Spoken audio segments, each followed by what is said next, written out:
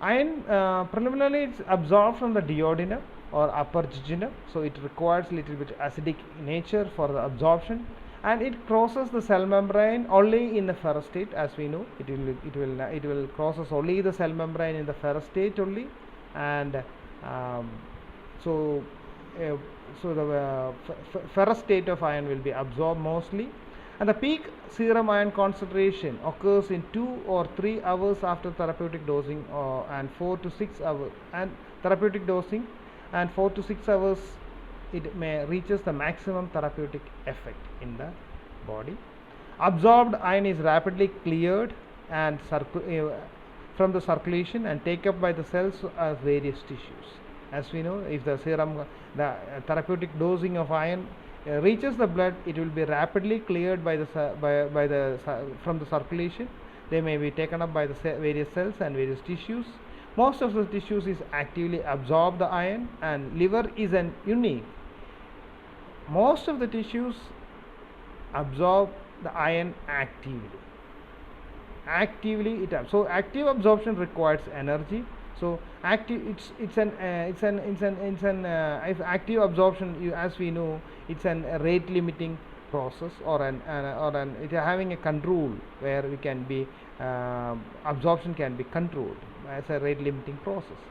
But liver is unique because it can happen passive absorption in the liver. So the liver will absorb passively all the iron. That is why the iron concentration may increases in the liver during toxicity and leads to liver toxicity.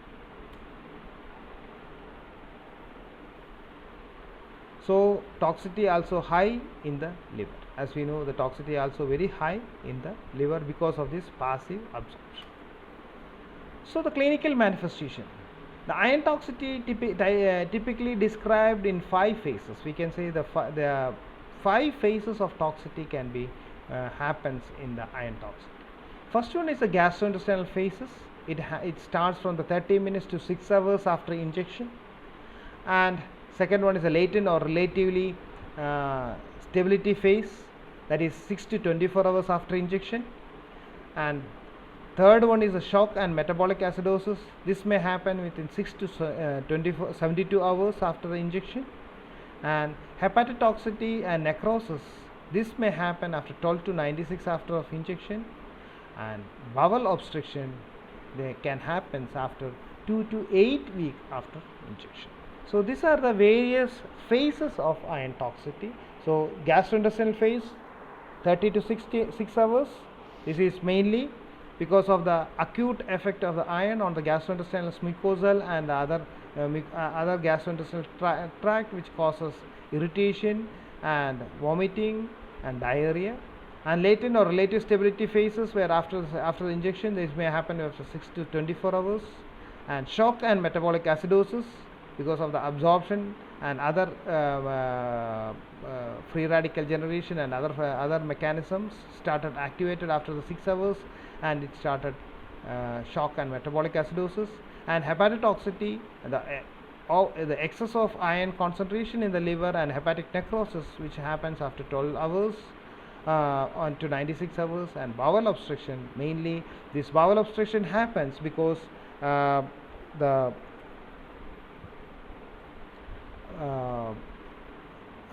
injury happens during the acute phase, and the healing of the injured scars formation in the gastrointestinal tract, which causes this bowel obstruction, which may cause us 2 to 8 weeks.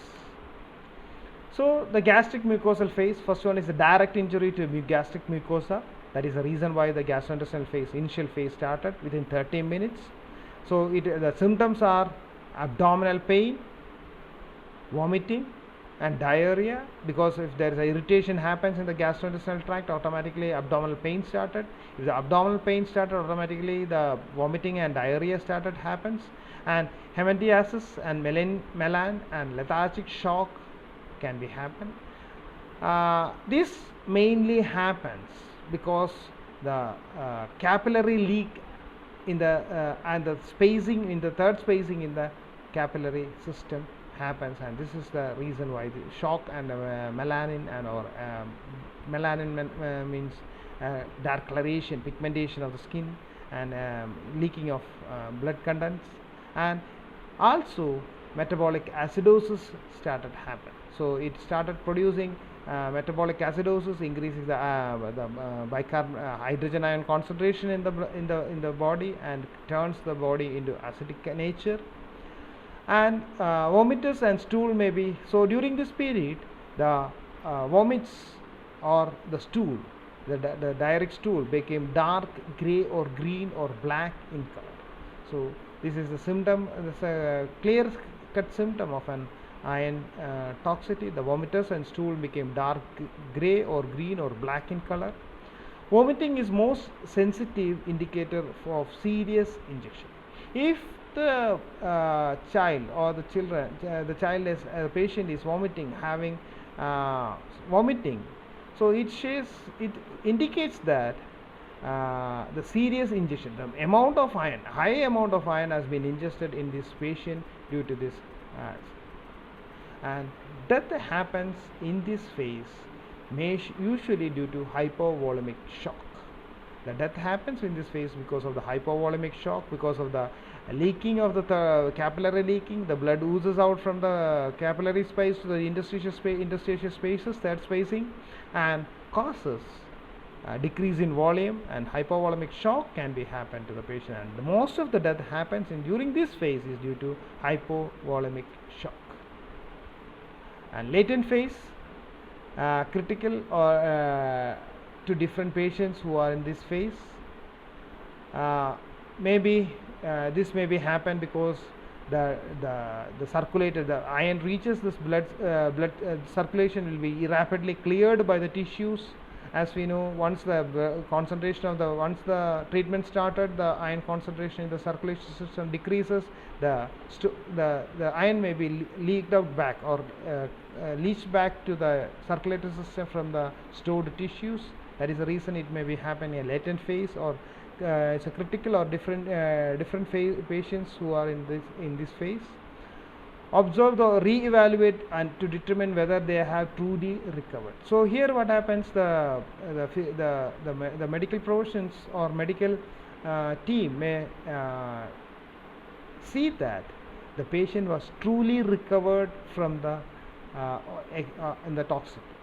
So sometimes I told you that iron may be stored in the tissue depots, and they may started leaching back from the tissue depots to the bloodstream when the concentration in the blood decreases, or it may be due to an if the liver have passively absorbed a large amount of iron into the tissues.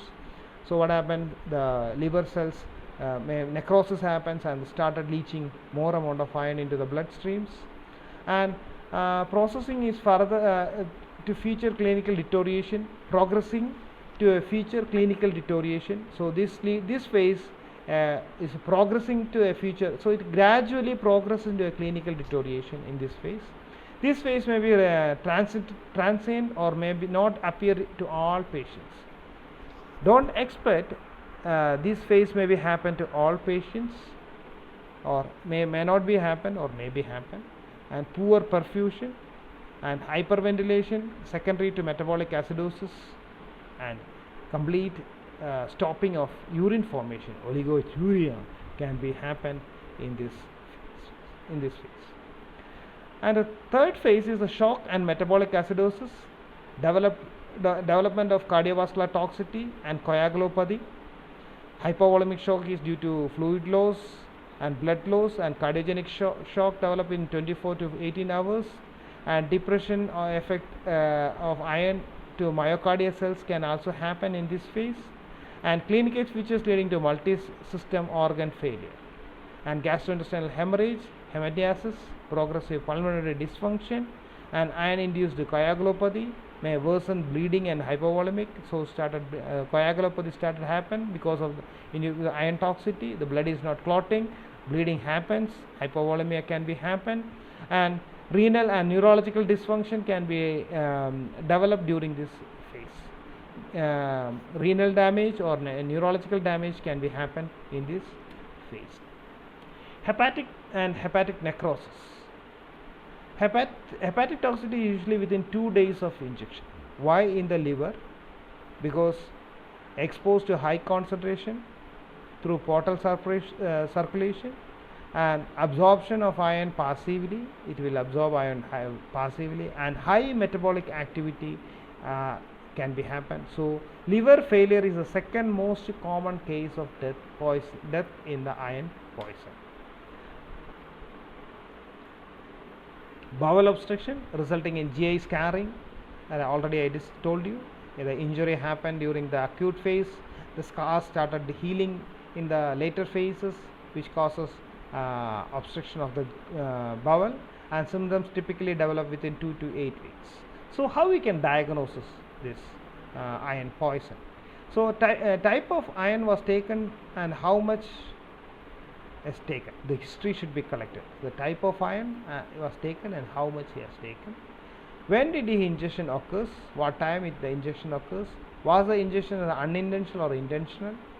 Did the patient have an access to other toxic substance? Whether it is a suicidal attempt or an unintentional attempt. If it's a children's means it will be an unintentional. If it's an adult means you should go for an unintentional or intentional, and see that whether any other toxic substance has been added to the patient.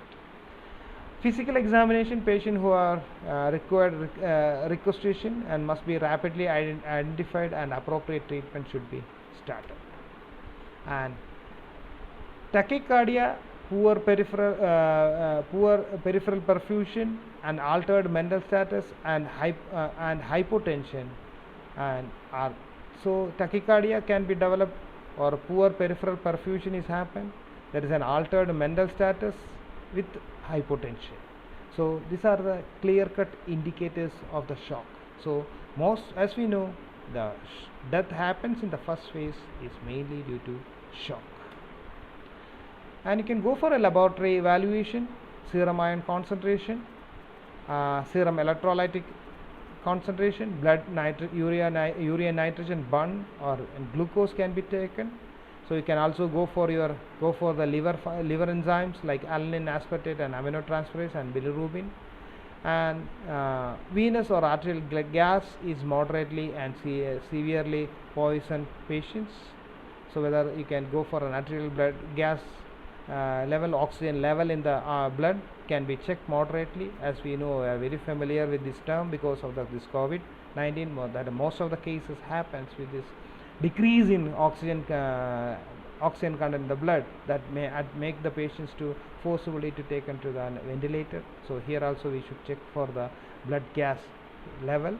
And complete blood count can be go for a complete blood count with a differential blood count can be taken. You go for an coagulation test, prothrombin and partial prothromboplast timing test can be done. Type for cross matching can be done, and radiographic evaluation, X-ray can be taken for the amount of iron consumed. And defroxamine challenge test was previously done for the iron toxicity, but now it is not recommended. So how you management of this iron toxicity? Decontamination with the whole bowel irrigation may be helpful. So whole bowel irrigation can be done, and with the supportive care on the air protection and respiratory should be provided as needed. Normal saline should be administered in bolus of 20 cc/kg as necessary to improve the perfusion. Defroxamine is an antidote, can be administered intravenously in the iron poisoning. Chelating agents which binding with ferric iron, and defroxamine must be administered early in the treatment of iron poisoning. Elimination enhancement, you can go for a hemodialysis, can be done for the elimination and enhancement. So you can increase the elimination of iron by, if the iron concentration in the blood is very high, and you can go for hemodialysis to enhance the elimination of iron.